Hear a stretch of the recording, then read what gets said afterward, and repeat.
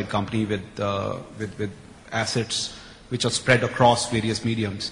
We have print media which goes in English and Hindi, both the spaces. In addition to that, we have radio business, at least in key metro cities, which is fairly successful. And to complement it, we are one of the early starters who are investing significant amount of monies in digital space, whether it is mobile telephone based marketing or it's online marketing. So to combine all these assets, we have what we call as a solution team. The solution team's job is to make sure that they bring all various assets of the company and present brand solutions to our various customers. I can't name some of the customers, but let's say a very large FMCG customer.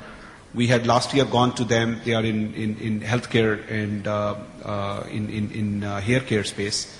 And the deal was that you will only pay us if we meet certain brand promises and certain metrics. And the engagement was for almost 6 months or beyond. They are one of the early starter companies which has taken on a massive, huge 800-pound gorilla, which is a market leader in that space. And the outcome was absolutely fantastic. The customer was very happy with that. In this engagement, the kind of innovations which were created were absolutely fantastic. Now, I dare say that this experiment is something which was a first pilot, and it's being scaled up. Thereafter, there are lots of customers to whom we have gone with plethora of solutions which combine all our brand assets. So it also requires the customer to be a little bit more open-minded, and rather than taking a very bottom line centric approach wherein you are trying to buy disintegrated media from various media sellers, to take a combined approach in which innovations can be done and disruptive innovations can be done, requires the customer to be a little bit more open-minded and go for one-stop shop rather than trying to do shopping across different vendors. So it's interesting because I think what we are hearing all around here, and this panel, is good intentions. As Sam mentioned, during the day we heard about everyone wanting to do things differently, but obviously someone's not making the first move. Sam, if you had to figure out which cat to bell first, how would you bell the cat actually? How would you translate or move from good intentions to real progress in this respect?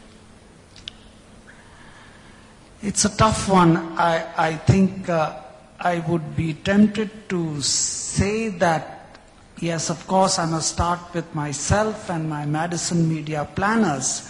But every time we discuss this internally and we say we're going to give this a big push, the pushback always is that, yes, we went to the client and we did this and we presented this, but it got knocked out. And now there is this new animal, as you know, all over, which is the procurement guy, and he has his own metrics to reach.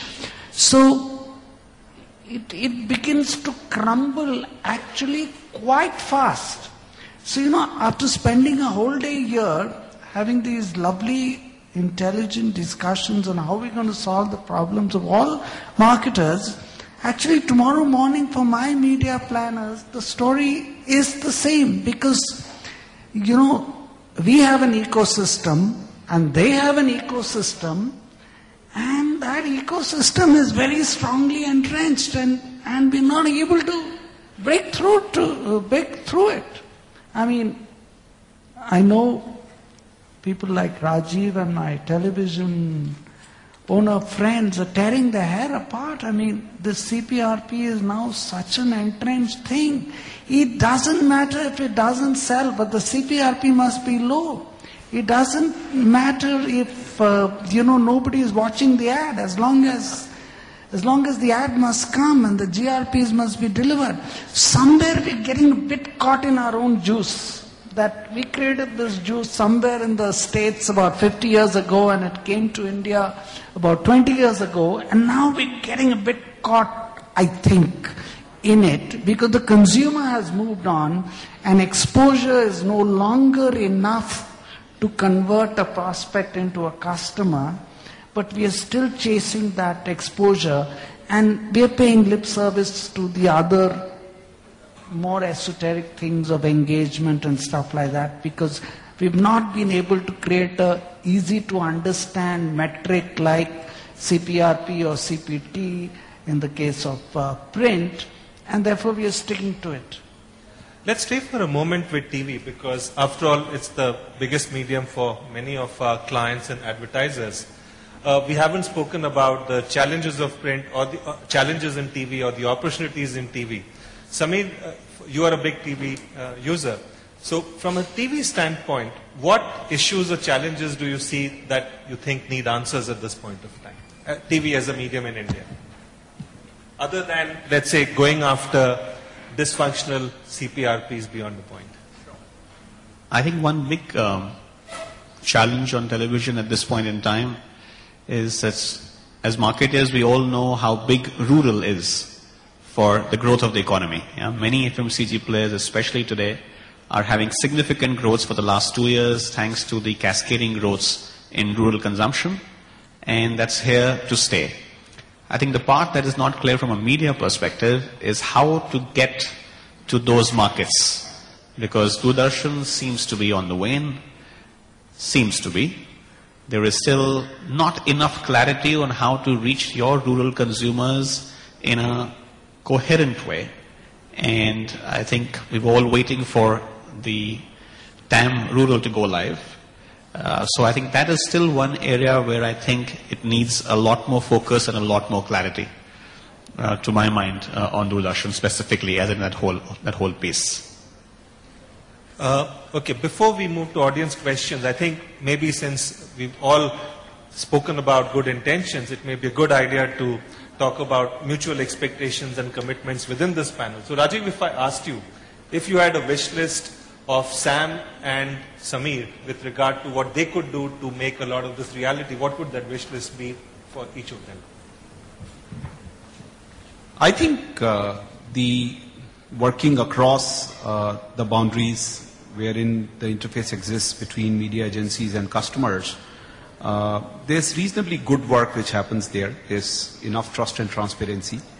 However, given the fact that everybody is stressed to meet certain bottom line and there is a lot of compression on trying to meet targets, it would help if communications can improve and there could be better appreciation and understanding of what is available, what value proposition is being brought to the table. That would certainly make it much easier to appreciate what's on the take. It's not about just comparing plain vanilla numbers of a proposition with another, but it's more about what is exactly the value proposition that's being offered, which is a function of improving communication between various partners. So there is mutual trust, but there could be better understanding and communication of the value proposition. Sam, what would you expect of Rajiv and Sameer?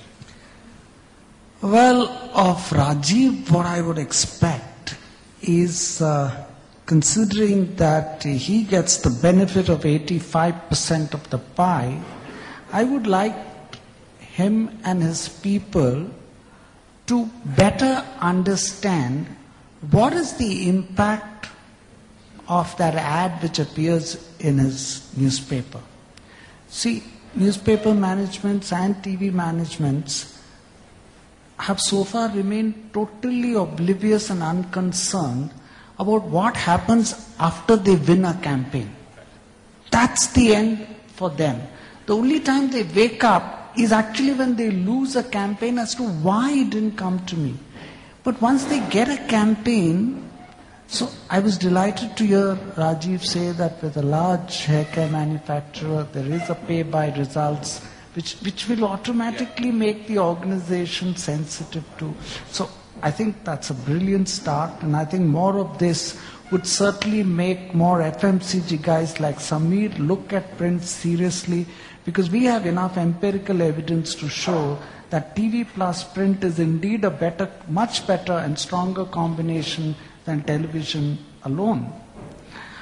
Of Sameer, my expectation is I would partly lay the blame at his corner office and won't let him off the hook so easily and allow him to blame his brand manager. I think he should mandate a certain % of the brand manager's budget or the brand's budget to be reserved strictly for experimentation and take high-risk decisions. And that percentage, I think, must grow by the year. So if he is spending today 5%, he must have a plan that over the next 5 years, this should go gradually up to 15%. Now that's a mandate. It is one of the KRAs on his brand manager. Never mind, it fails. It's a complete waste of money down the drain. But it must be a tick mark on that KRA. I think then maybe we begin to work better. Samir, you have a chance of having the final word. As usual, the client has the last word. Well, I completely agree with Sam, and I must say that I'm lucky to have some Maxis colleagues in this room who would agree with the fact that at least at Ferry we have that mandate in place on a couple of brands, not across the portfolio, but on the relevant brands we have that mandate in place, which comes up with strict opposition, but it's there.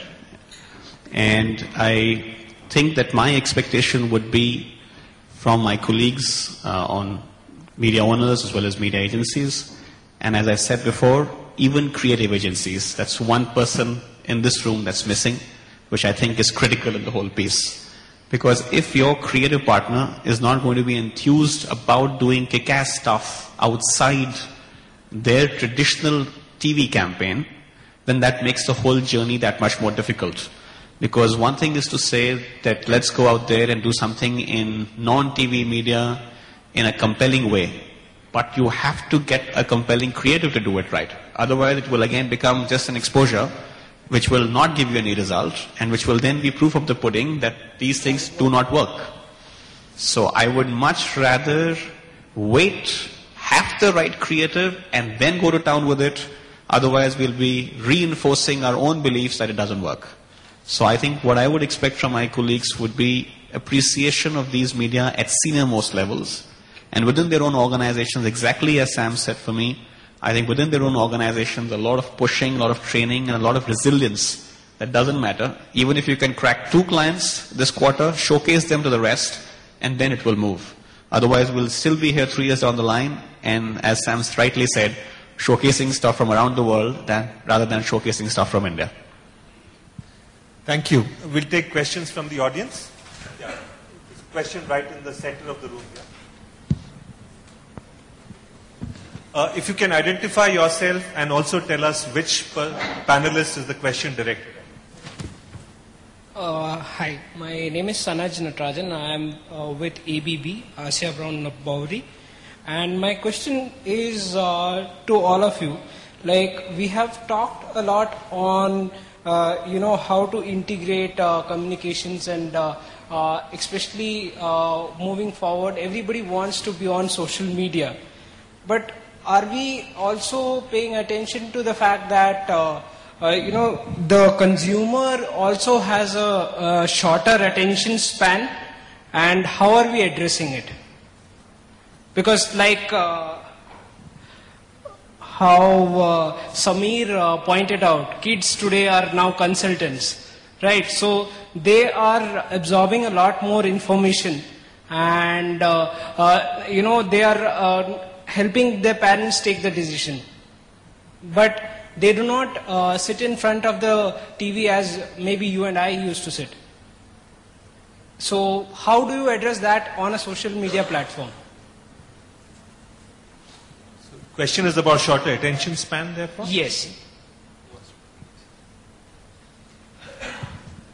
I think to a considerable extent, if I understand it, I think the media is doing a lot of things because of this shorter attention span. Like you see, newspaper stories are much shorter. You see only the front page.